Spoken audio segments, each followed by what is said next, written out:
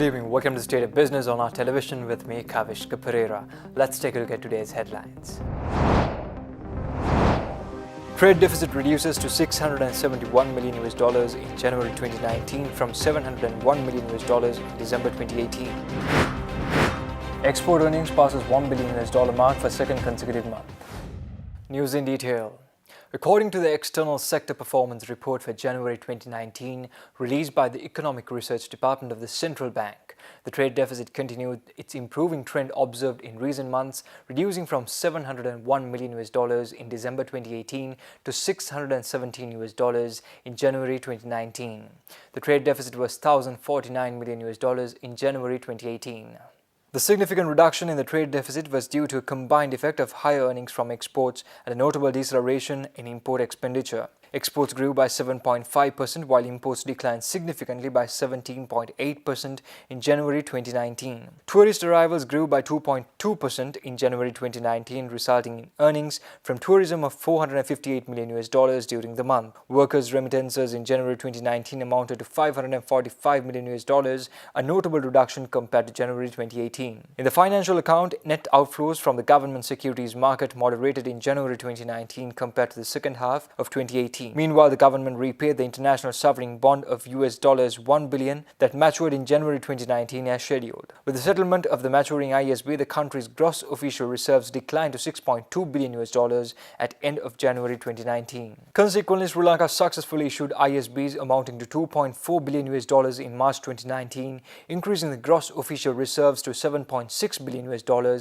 by end March 2019, which was equivalent to an estimated 4.3 months of imports. The deficit in the trade account contracted significantly in January 2019 compared to January 2018 as a result of increased export earnings and the significant reduction in imports, mainly reflecting the impact of policy measures implemented to discourage vehicle and non-essential consumer goods imports. Terms of trade deteriorated by 1.7% to 107.8 index points in January 2019 due to the decline in export prices at a higher rate than the decline in import prices. Low agricultural and industrial export prices contributed to the decline in the overall export price index, while import prices of intermediate and investment goods contributed to the decline in the import price index. However, terms of trade improved in January 2019 in comparison to the previous month.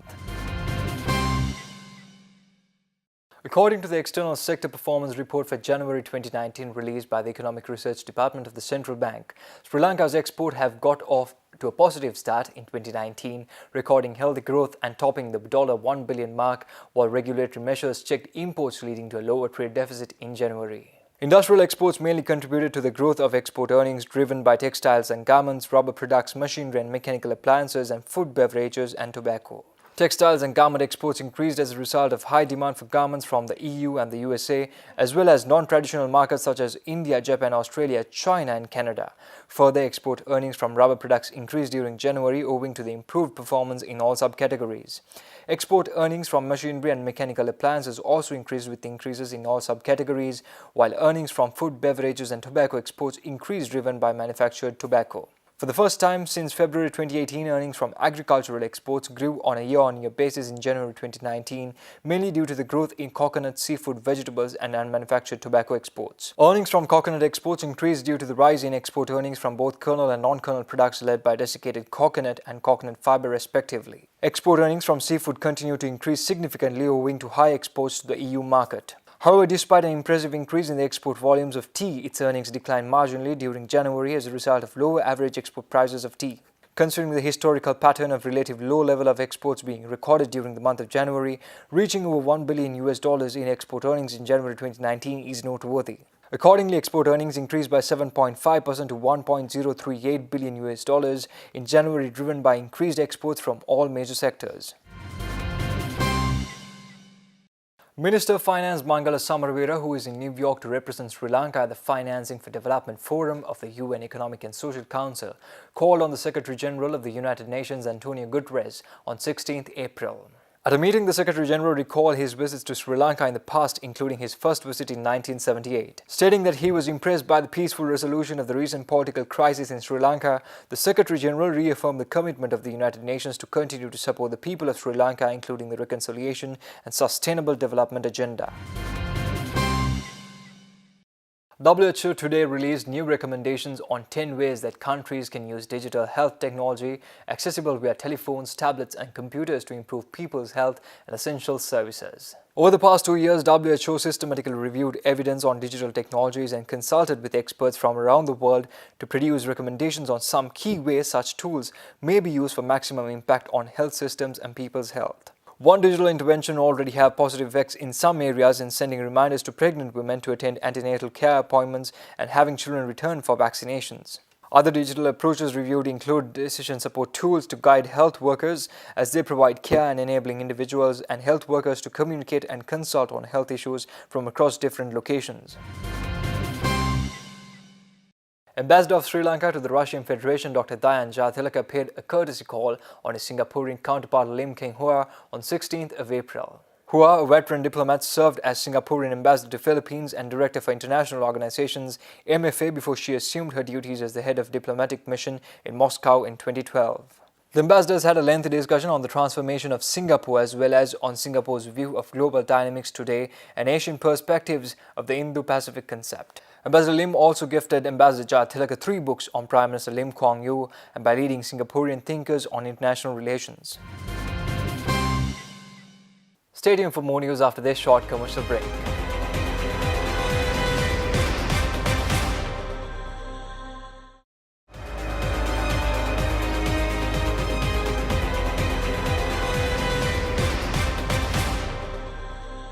Welcome back.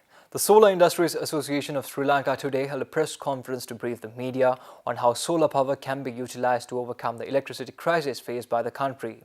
Speaking exclusively to our television during the event, President of the Solar Industries Association, Kushan Jayasuriya, expressed the following. Today we have presented our least cost long generation plan as industrialists, which we are hoping that the country and all stakeholders will save a lot of money, especially foreign currency, and we will have a lower cost in longer terms by using renewable energy such as solar. So at present we have approximately 180 megawatts of solar power under the rooftop scheme Surya Bala Sankramaya, which is almost equivalent to a medium-sized power plant, and it is generating thousands of gigawatt hours of energy per annum. And we are hoping that Sri Lanka will continue to encourage such technologies and incentivize this technology so that we have a better future with a lower electricity cost. Also speaking to our television, Secretary of the Solar Industries Association, Lakmal Fernando, expressed the following regarding the power demand in Sri Lanka at present. Right now, the power demand has gone down due to closure of many of the factories in the country. So due to that reason, the demand has dropped. And as a result, we are having, uninterrupted power in the country. And no sooner the factory starts back again on the 20th or 21st. Lakmal Fernando also expressed the following regarding the power crisis. This power shortage has been happening every year regularly at an aggravated level. We have seen every year a growth of about, say, 15 to 20%, but this year it's about, say, 300% increment compared to last year. Last year it was 270 megawatts. Now this year the request was to buy emergency power up to 700 megawatts. If the trend continues, I can't even imagine what kind of a emergency power energy bill that the country will face with. Right now, also it's unbearable burden to the country as well as to the people. So obvious thing is either CEB will have to increase the energy prices to pay these emergency power energy bills, or else CEB will face severe financial difficulties. Already they are in that difficulty. But if you look at now, last year the CEB loss was about 40 billion, and we are planning to pay something like about 100 plus billion as emergency power for this year. So with that, obviously you can see where the numbers are heading into.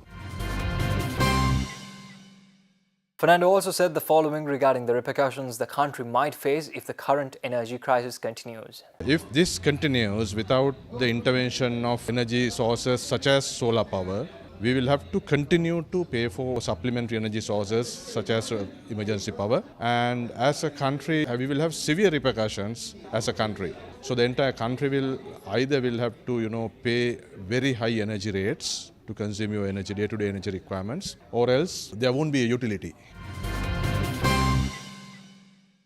The Meteorology Department says that due to an atmospheric disturbance in the vicinity of Sri Lanka, prevailing showery conditions are expected to continue with severe lightning activities, and the request to the general public to take adequate precautions to minimize damages caused by lightning activity during thunder showers. Showers or thunder showers will occur over most provinces of the island after 2 p.m. Heavy falls of above 100 millimeters can be expected at some places in the Sabaragamuwa central, southern, western and northwestern provinces and in the Mana and Anuradhapura districts. Fairly heavy rainfalls above 50 millimeters can be expected at some places elsewhere. Heavy showers or thunder showers may occur in the sea areas off the coast extending from Portuvale to Batiklo. Showers or thunder showers will occur at several places in the sea areas off the coast extending from Kankasanturi to Mathura via Mana and Colombo in the evening or night. Winds will be westerly to southwesterly in the sea areas extending from Kankasanturi to Mathura via Colombo, and winds will be southeasterly or variable in direction in the other sea areas around the island. Wind speed will be 15 to 25 km per hour in the sea areas around the island. Temporary strong gusty winds and rough seas can be expected during thunder showers. Stay tuned for stock updates after this short commercial break.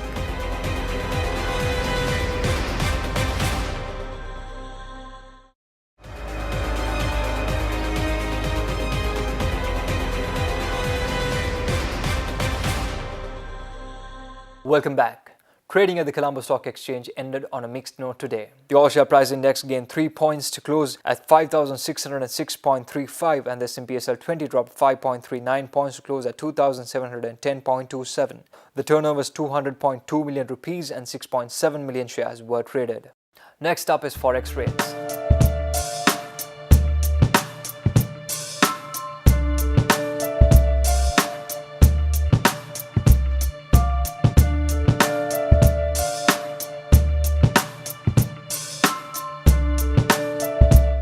Well, that's a wrap of the bulletin for the day. Signing off with a promise for tomorrow at the same time with nothing but the latest.